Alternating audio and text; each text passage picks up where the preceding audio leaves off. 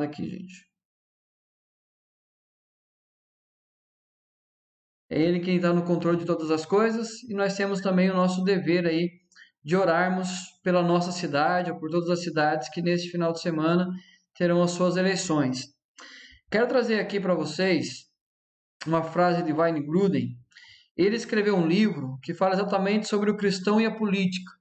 Ele fala assim no seu livro: muitas vezes falamos de política apenas numa visão religiosa, perdendo de foco o todo, a utilidade geral da política. Muitas outras vezes falamos de religião limitando a vida eclesiástica, perdendo o poder da influência cristã na sociedade. O que ele quer dizer? Que muitas vezes nós separamos totalmente a vida secular com a vida religiosa e essas duas esferas não interferem uma na outra. E uma das áreas que nós mais fazemos isso é exatamente na questão política. Não é à toa que tem uma velha frase que diz que religião e política não se discute. Mas, queridos, é interessante que quando nós assim o fazemos, nós, de certa forma, nos envolvemos com a política, não trazendo conosco aquilo que é a nossa base de fé, ou muitas vezes nós relacionamos a nossa fé, mas não relacionamos aquilo que devemos fazer como cidadãos também deste mundo. Então não há como dissociar fé cristã de política. Quando a gente olha a realidade da vida, nós não podemos, em Cristo Jesus, a nossa fé, a nossa convicção de fé, ela vai estar diretamente envolvida naquilo que nós fazemos neste mundo.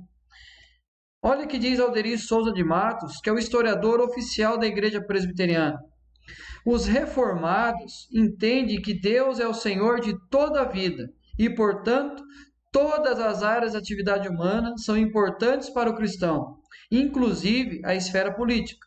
Assim sendo, deve-se evitar toda e qualquer dicotomia entre o sagrado e o secular ou o profano. Então, quando nós pensamos nessa realidade da reforma protestante e aquilo que trouxe como herança, obviamente baseado na palavra de Deus, como nós veremos hoje, se faz necessário nós sempre olharmos esta realidade e a importância de compreendermos o quanto que a nossa fé nos direciona, a nossa vida prática, e o quanto que isso irá nos direcionar quanto ao envolvimento político. E aí então talvez você já esteja criando nesse momento um grande bloqueio, dizendo assim, não, o crente não se envolve com política. Queridos, nós temos os princípios corretos, nós temos a palavra de Deus que orienta, nós temos a verdade da palavra de Deus que vai nos direcionar de maneira correta em relação à prática da vida. Então, quando nós negamos de participar, negamos de nos envolver, negamos em auxiliar, nós vamos perceber o quanto que isso interfere negativamente a vida. E só para entender, por exemplo, quando nós utilizamos o nosso voto sem o nosso princípio de fé, nós estamos olhando outros valores que não a palavra de Deus, e isso é muito perigoso. Olha que João Calvino dizia: não se deve pôr em dúvida que o poder civil é uma vocação, não somente santa e legítima diante de Deus, mas também muito sacrossanta e honrosa entre todas as vocações. Eu quero que você tire o bloqueio da sua mente em relação a toda a corrupção, a quem entra na política por dinheiro. Por isso que se faz necessário nós entendermos os princípios bíblicos em relação ao que é um cargo político, o que é uma autoridade instituída, o que é alguém que nós iremos eleger para ocupar um cargo importante, para que nós possamos escolher da melhor maneira, para que nós possamos votar da melhor maneira, para que nós possamos nos envolver em oração, para que Deus conduza todo o processo. E aí então Calvino falava sobre esta vocação de pessoas vocacionadas exatamente para se envolver diretamente com o governo de uma cidade, para trazer bênçãos sobre a cidade a qual ele estava governando.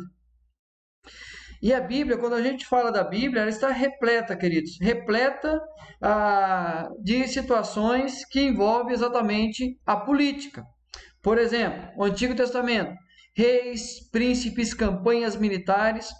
Nós iremos lembrar que de tantos homens que se envolveram diretamente com grandes líderes políticos e muitos deles governaram. A gente vai lembrar aqui, por exemplo, quando olha A própria questão de Moisés, a questão de Faraó, ser criado junto com Faraó, lembrando aqui da história de José, lembrando da história de Daniel, lembrando da história dos reis de Israel. E aí nós sabemos então o quanto que o Antigo Testamento traz esse contexto de envolvimento político, exatamente na condução divina em relação ao seu povo. O Novo Testamento, nós temos, por exemplo, de uma maneira mais clara, o governo político, o governo de Roma, que era exatamente o governo em todas as províncias, como nós vemos no Novo Testamento. Os ensinos de Jesus, que cita exatamente funções políticas do seu tempo. Ele fala de coletores de impostos, dos militares. A gente percebe o quanto que Jesus trata essas questões, dá a César o que é de César. Por quê? Porque exatamente o cristão não pode se abster, na realidade, do seu comprometimento em relação à sociedade. Esta série de mensagens, nós conversamos sobre ela de maneira mais prática, de maneira mais detalhada, em 2018, quando nós tivemos aí as eleições presidenciais. E o tema era esse: refletir para confirmar. A importância de colocar os nossos princípios, os nossos valores, nos voltarmos à palavra de Deus para podermos escolher o candidato em quem nós iremos votar, em quem nós iremos depositar a nossa confiança.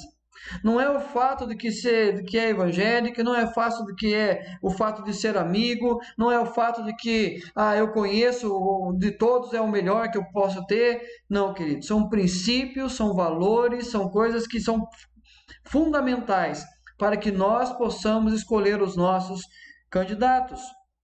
E o que nós iremos conversar hoje, brevemente, é isso: fé cristã e política, a importância das autoridades.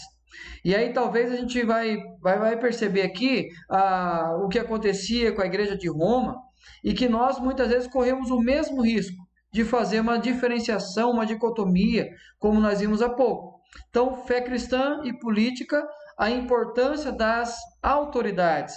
E o texto, Romanos capítulo 13, versículo 1 ao versículo 10.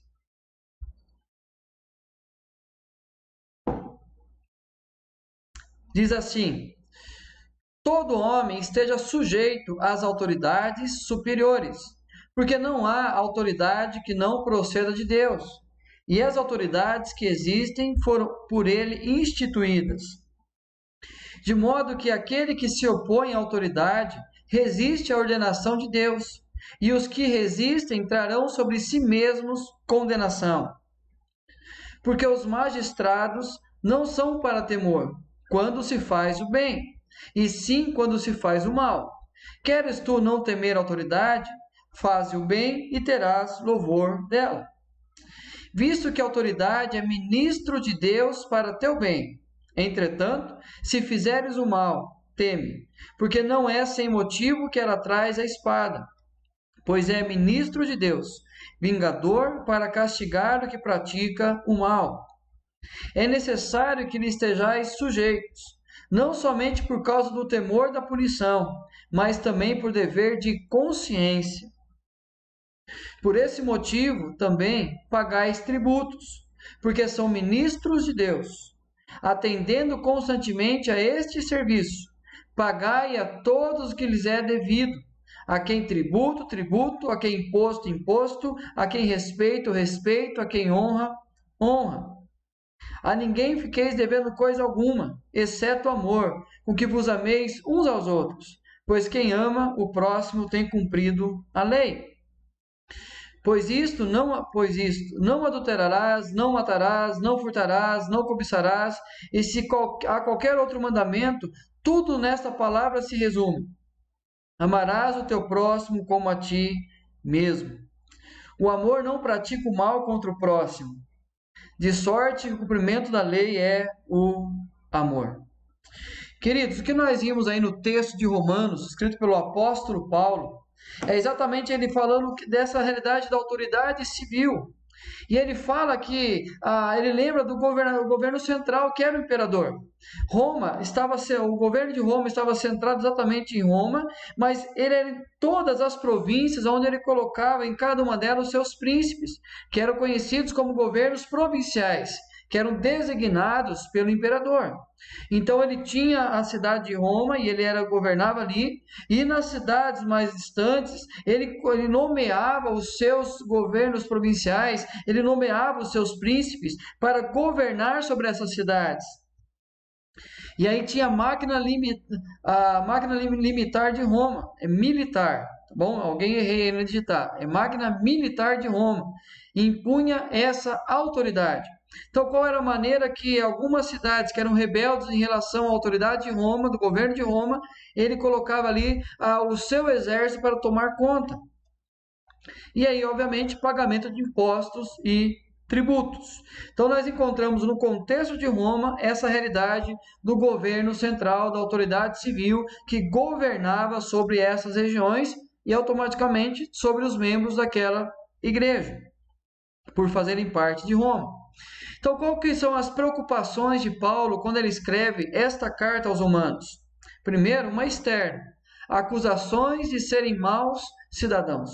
Então, a preocupação de Paulo em relação à igreja de Roma é que se eles vivessem uma rebeldia em relação ao governo, à autoridade civil, eles poderiam sofrer acusações de serem maus cidadãos e de não contribuírem para a própria cidade de Roma ou para as cidades da circunvizinhança. Ou seja, iriam se levantar contra o governo, não fazendo a sua parte, não cumprindo o seu dever. Mas também uma questão interna. A igreja não sujeitar-se às autoridades por serem pagãs. Ah, não, esse imperador não é cristão, não vou me submeter a ele. Ah, não, esse rei, esse príncipe não é temente a Deus, eu não vou me submeter a ele. Era uma outra preocupação do apóstolo Paulo. Então, nessa realidade, dessa preocupação do apóstolo Paulo, ele vai falar exatamente sobre a questão de todo homem seja sujeito às autoridades superiores. Então o apóstolo Paulo fala da questão o que é uma autoridade superior. Como estar sujeito? Reconheçam as leis, a autoridade dos cargos, pague os impostos e obedeçam às suas orientações. Então Paulo trata diante da realidade do governo civil do seu tempo, que a igreja entendesse a importância do cumprimento da parte dela, de reconhecer as leis, a autoridade dos cargos, que pagassem os impostos e que obedecessem às orientações dos seus superiores.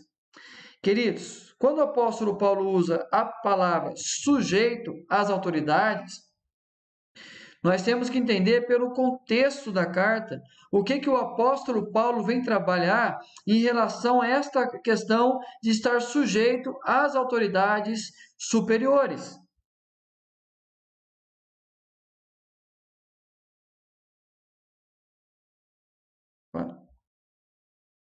Estar sujeito, sempre relacionado com autoridades sobre a nossa vida, casamento, família, trabalho, sociedade.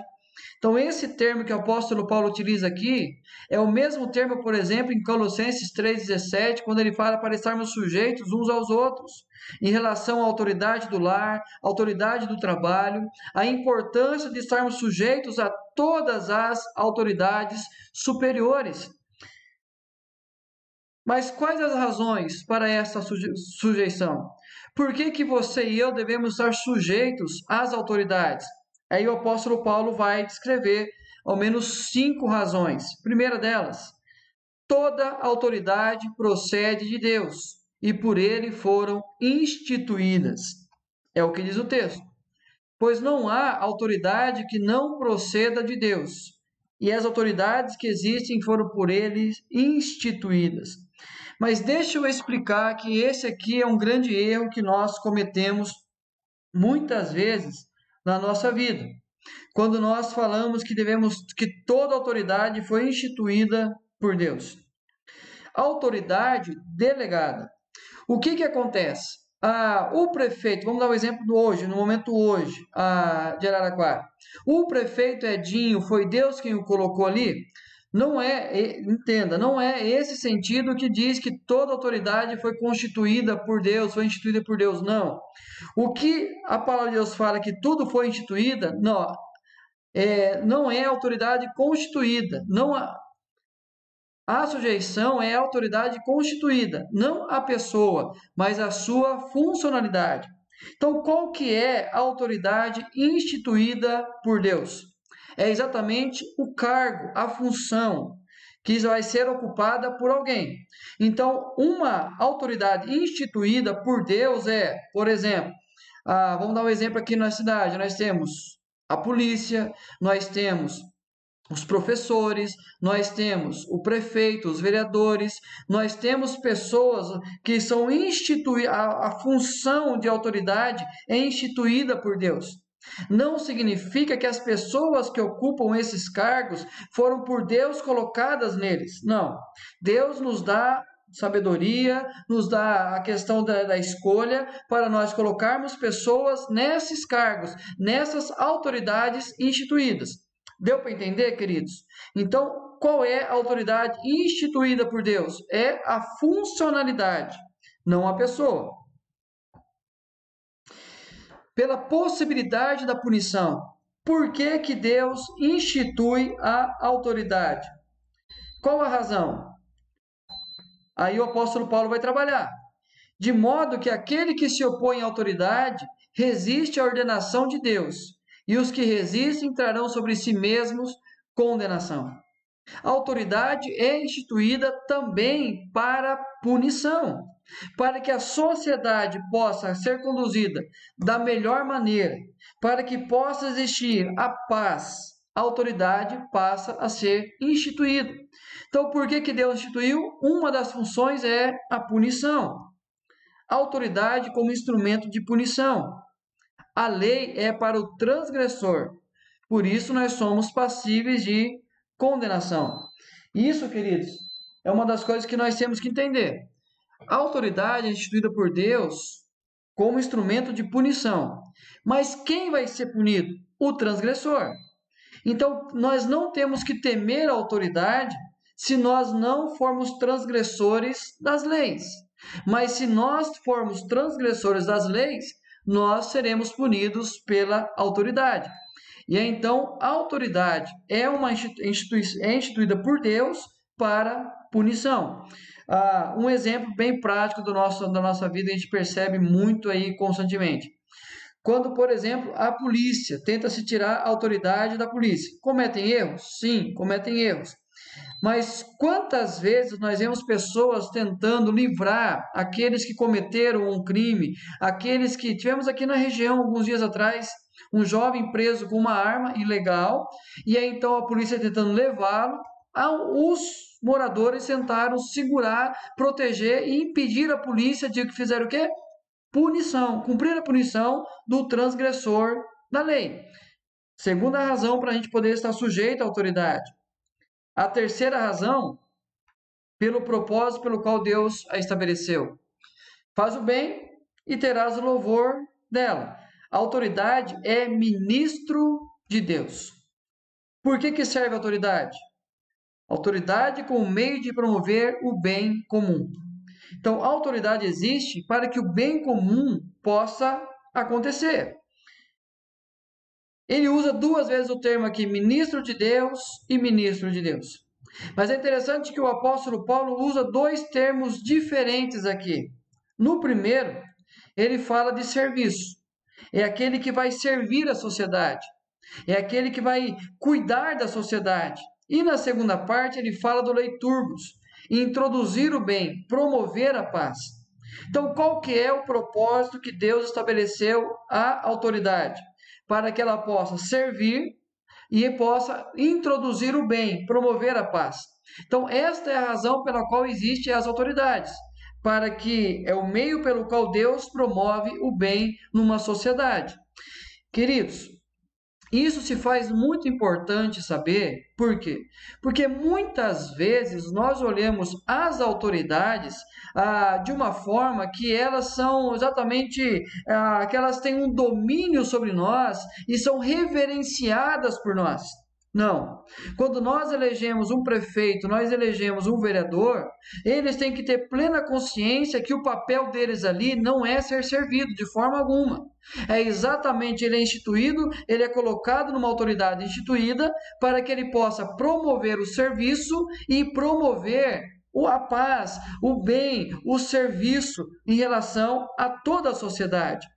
E aí então é interessante porque quando nós temos isso em mente, nós abrimos mais o nosso entendimento quanto às nossas escolhas em relação, nesse momento, de vereadores e prefeito. E quando a autoridade não cumpre o propósito, como agir? Votei no prefeito, votei no vereador, mas eles não estão servindo, eles não estão promovendo o serviço, eles não estão introduzindo o bem. Como que você e eu reagimos em relação a eles?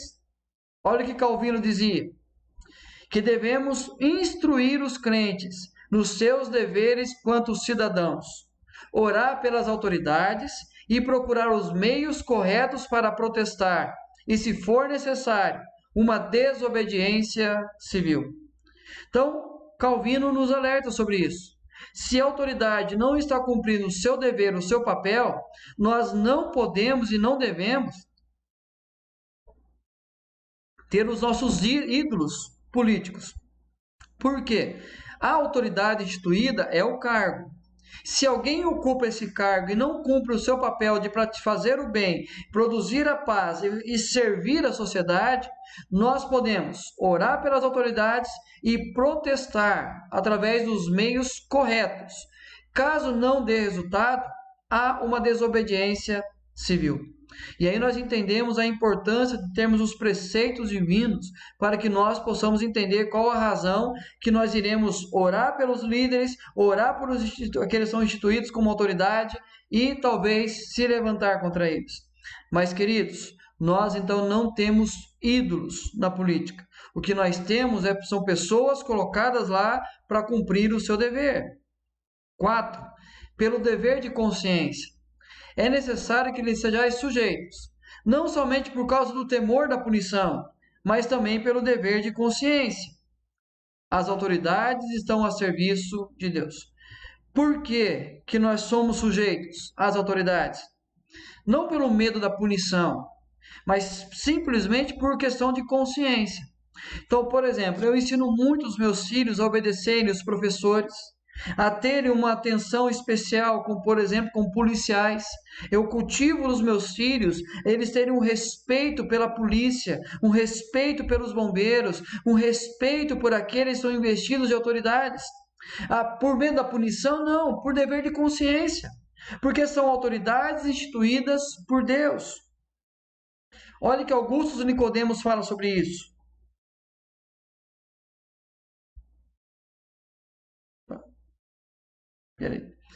Uma razão superior ao medo de punição é o reconhecimento de uma autoridade instituída por Deus. Por nosso temor e respeito a Deus, nós iremos nos sujeitar às autoridades e pagar os tributos. Palavras de Augusto Nicodemos. Por que eu me sujeito à autoridade? Porque ela é instituída por Deus. E por consequência disso, muito mais do que o temor de punição, é o meu temor a Deus que me levará ao respeito a eles. Por fim, pelo dever de não ficarmos devendo algo a alguém. A ninguém fiqueis devendo coisa alguma, exceto o amor com que vos ameis uns aos outros. Autoridades são dignas de nosso respeito.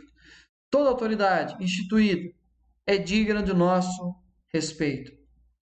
Por isso, autoridades, tributos, respeito e honra. As outras pessoas, amor. É o que nós temos como dever. Cumprir o nosso papel como cidadão. Tributos, respeito e honra às autoridades. E as demais, aos outros como um todo, a questão do amor. Mas, como sujeitar as autoridades e amar o nosso próximo? Cumprindo toda a lei e o principal mandamento, amar o nosso próximo. Mas, queridos, nós vimos aí quais as razões pelas quais você e eu devemos nos sujeitar às autoridades. Mais uma pergunta eu quero conversar com vocês, encerrando essa mensagem. O que tudo isso tem a ver com a importância do nosso voto? Quando a gente olha a questão da sujeição às autoridades que você e eu, como cristãos, devemos ter, o que isso tem a ver com a importância do nosso voto? E aí nós vamos entender que não é por afinidade com alguém que eu vou votar nele, não é simplesmente porque eu vou, é meu amigo, é meu colega, é crente, é da minha igreja, não. Não é razão para a qual nós iremos votar nessas pessoas. Por quê? O que isso importa? Primeiro, a escolha de um candidato trará com ele as suas ideologias. Lembre-se sempre disso. A escolha de um candidato trará com eles as suas ideologias. Procure saber mais sobre a ideologia do partido do seu candidato. Procure saber mais o que pensa o seu candidato. Se você se preocupa com a família, com os filhos, se preocupa com questões morais, com a questão do serviço em si, procure saber. Não é porque é amigo, porque é próximo. Procure as ideologias dessa pessoa. As escolhas do eleito afetará diretamente a casa de cada um de nós. Lembre-se, nós estaremos sujeitos e o que eles fizerem quando estiverem ocupando o cargo de autoridade, cada escolha deles irá afetar diretamente a sua casa e a minha casa. Nossos filhos serão cuidados pelo governo eleito. Lembre-se disso, queridos. Os nossos filhos serão cuidados, no nosso caso da cidade, durante 4 anos, pelo prefeito eleito e pelos vereadores eleitos. A sociedade sofrerá o impacto dos seus posicionamentos. O que eles decidirem, a sociedade como um todo sofre os impactos. E aí, quando nós entendemos a nossa sujeição às autoridades, e aí sabemos a importância de nos sujeitarmos a eles, nós entendemos a importância de compreender os valores que eles têm, é aquilo que eles irão lutar para conquistar, aquilo que eles irão pregar como verdade, para que o que eles fizerem afete positivamente a minha família. E aí eu entendo a importância de orar por essas eleições, a importância de orar em relação àquele que eu vou escolher para votar. Orar em relação à sociedade como um todo para que ela possa fazer as melhores escolhas. E sabemos que nós estamos vivendo um tempo difícil de pandemia. Muitos irão escolher não votar.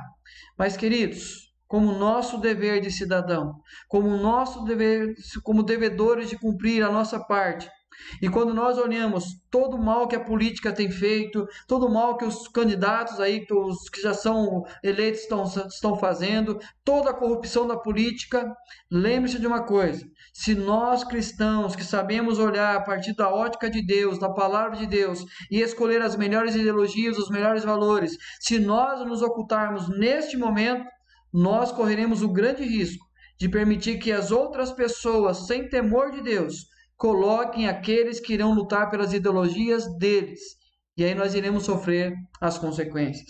Mas eu quero encerrar aqui com uma frase do reverendo Hernandes Dias Lopes. Como votar? Devemos escolher um candidato pela sua vocação, preparo, caráter, compromisso para com o voto e propostas. Há coisas básicas: saúde, educação, emprego, segurança, moradia, progresso. Se temos pessoas evangélicas com esse perfil, demos a elas prioridades em nosso voto. Mas seria irresponsabilidade votar numa pessoa apenas por ser evangélica se ela não tem essas credenciais. Não importa se o governo é temente a Deus ou não. O que nós sabemos é que Deus governa sobre todas as coisas. E Provérbios 21 fala que basta uma palavra de Deus, o coração do rei se dobra. Deus libertou a nação de Israel do cativeiro da Babilônia, levantando um rei que não conhecia Deus, e conduziu esse rei para libertar o seu povo. Se então nós olharmos o peso dessas pessoas que irão trabalhar, cuidar, entender o propósito pelo qual se candidatar a vereador ou a prefeito, entender qual é a motivação dela de ocupar esses cargos, se for igual entre um evangélico e não, nós iremos votar no evangélico. Mas se entre os dois, aquele que talvez não tema a Deus, mas os seus valores, o seu trabalho, o seu serviço vai ser muito mais reconhecido e muito mais prático em relação ao outro, nós escolheremos aquele que melhor irá governar a nossa cidade. Então, que nós possamos orar por essas eleições e orar por cada um de nós, para que cumpramos a nossa parte com sabedoria e compromisso. Tá bom, queridos? Então, orem pelas eleições, porque sabemos que elas irão interferir diretamente nos próximos 4 anos da nossa cidade e, consequentemente, da nossa família também. Gente, algumas pessoas já estão colocando aí os seus pedidos de oração. Você já pode fazê-lo também aí no chat do Facebook ou do YouTube. Vou colocar aqui um momento de louvor. Você cante com a gente também, um tempo de louvor a Deus. E depois nós voltaremos aqui para orar por vocês e orar por nós e pelas eleições que nós teremos em breve aí na nossa cidade também.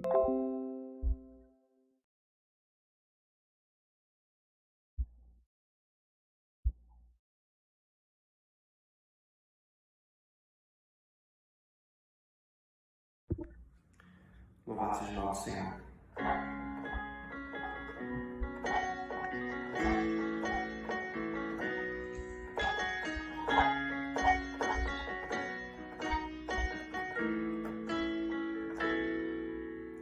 Seu nome é maravilhoso, conselheiro, príncipe da paz. Deus forte, Pai da eternidade, a estrela da manhã. Ele é o Santo de Israel, todo-poderoso Deus. Seu reinado não tem fim, santo é seu nome. O Messias esperado, raiz de Davi, o amado, o Cordeiro imaculado, santo é seu nome. Todo louvor, honra, poder, glória e majestade ao soberano Rei dos Reis. Todo louvor, honra, poder, glória e majestade ao soberano Rei dos Reis. Ele é o Santo de Israel, todo-poderoso Deus. Seu reinado não tem fim, santo é seu nome. O Messias esperado, raiz de Davi, o amado, o Cordeiro imaculado, santo é seu nome. Todo louvor, honra e poder, glória e majestade ao soberano Rei dos Reis. Todo louvor, honra e poder, glória e majestade ao soberano Rei dos Reis. Todo louvor. Aleluia. Senhor Deus Pai, nós entregamos esse momento de louvor, de exaltação ao Teu nome, porque Tu és digno. Deus, somos falhos, pequenos, e quanto carecemos da Tua graça, nos renovar, a nos fortalecer. E por isso apresentamos diante do Senhor nosso coração, como humilde oferta diante do Teu trono de graça, reconhecendo a nossa pequenez, mas também, ó Pai, apresentamos diante do Senhor nosso desejo de mudança, de aperfeiçoamento da fé, de fortalecimento da nossa vida espiritual. Em nome de Jesus, abençoa cada irmão, cada irmã que está ouvindo, que está assistindo esse momento, que Teu nome seja exaltado para todos sempre, em nossas vidas e em toda a igreja. Em nome de Jesus. Amém.